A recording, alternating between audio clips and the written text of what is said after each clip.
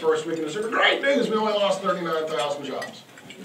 Oh, by the way, 40,000 of the jobs we created that month were temporary jobs that all end by December 31st.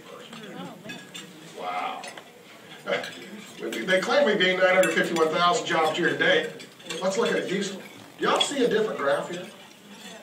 We went up, we didn't come down as hard, we kind of leveled out. If anything, you could argue we're gaining. In fact, my forecast this year, and I would urge everyone to attend University of Houston's Outlook at the end of May this year. Who's going to attend on for me?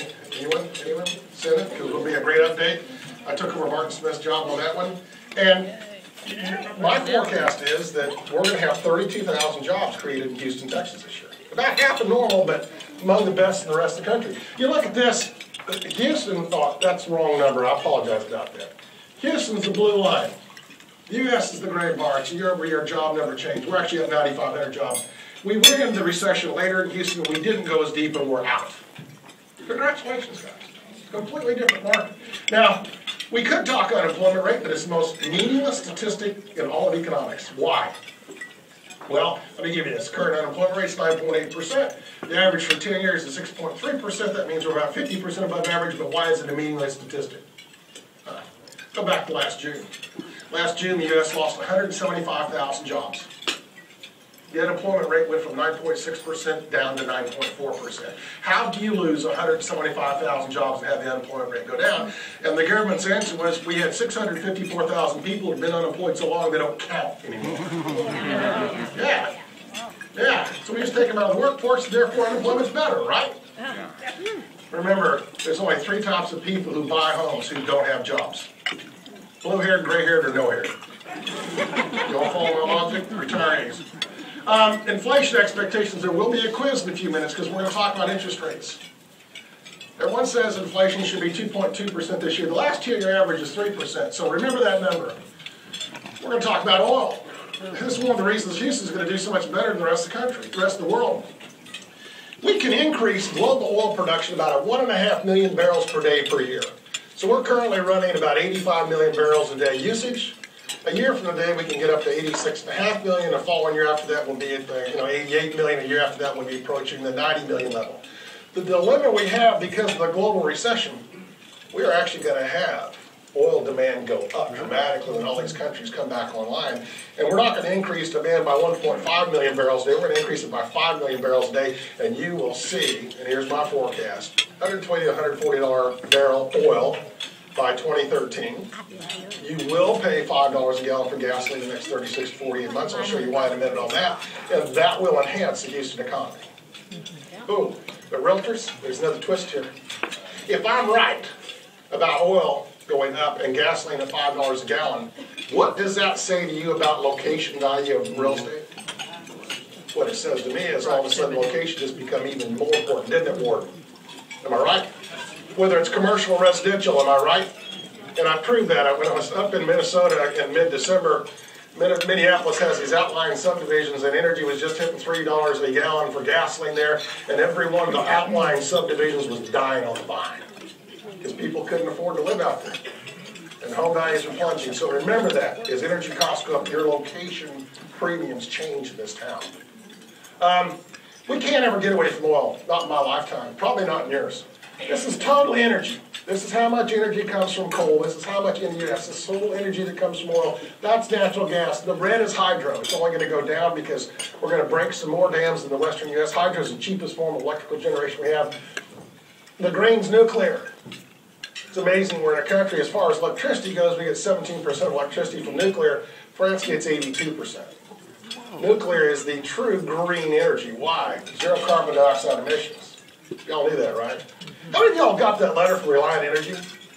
Well, I'm on contract with Reliant Energy. I got another year to go up my 10.7 cents a kilowatt hour. How many of y'all have a contract like that on your house?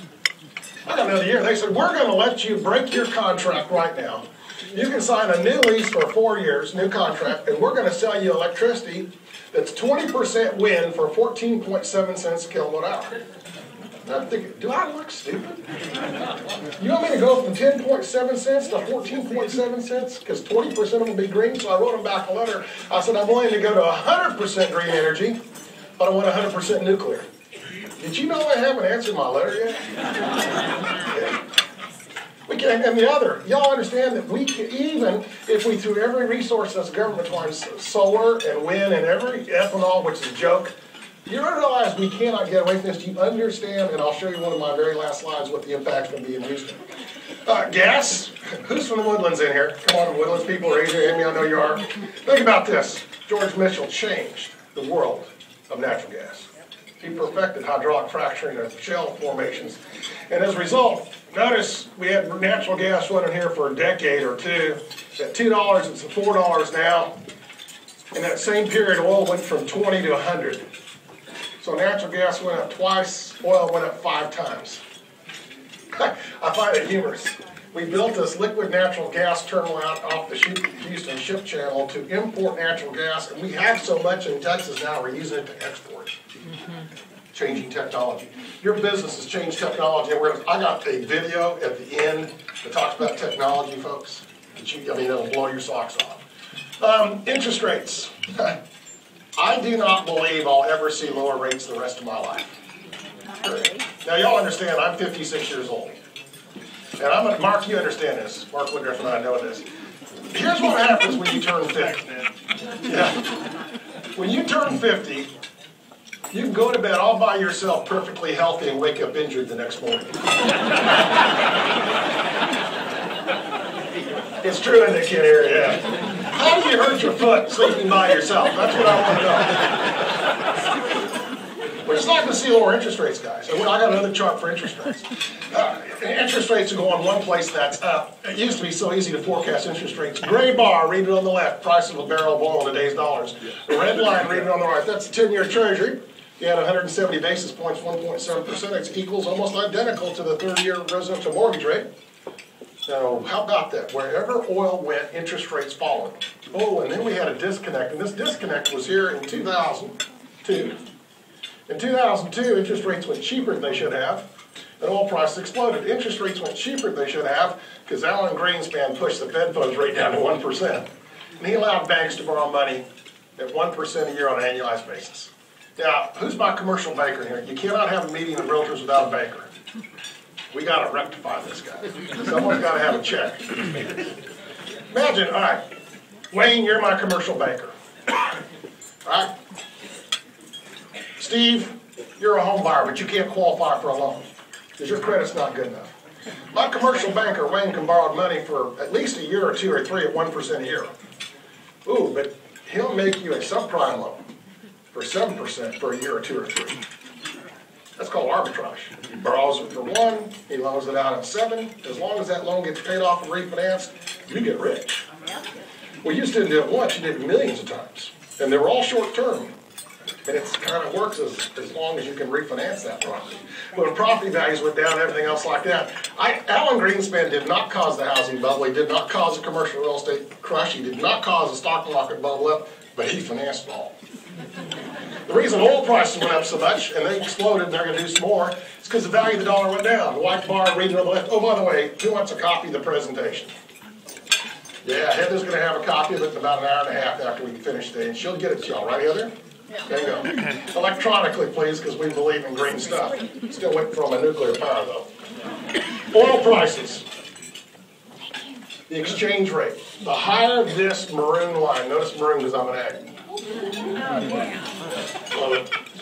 The higher this maroon line, the less value of the dollar. Did y'all notice that whenever the dollar gets cheaper, what do oil prices do? We're importing 71 to 74% of our oil. And Margie, you're going to be my lady in Saudi Arabia that sells me all the oil, and I pay you in dollars, except dollars halved in value, so you want twice as much. And that is why oil prices went up so much. Now, we're borrowing over $1 trillion in a federal deficit. What's going to happen to the value of the dollar? Up or down? Bingo. Oil prices go up. What do y'all see it? Bingo. Talk about that. And this is why, again, have I mentioned my blog yet? Have y'all mentioned my blog? This is why interest rates are going up no matter what. Because we're running a huge deficit. Let's look at a typical Japanese investor, September 2 years ago, that bought a 2-year treasury note. They needed $100,000, so they had to exchange 106.6 yen to get a dollar, which means they gave us 10.66 million yen. They got a note that yielded 0.96% per year. Did y'all get that? 0.96% per year. So they get 4 payments every 6 months. The 4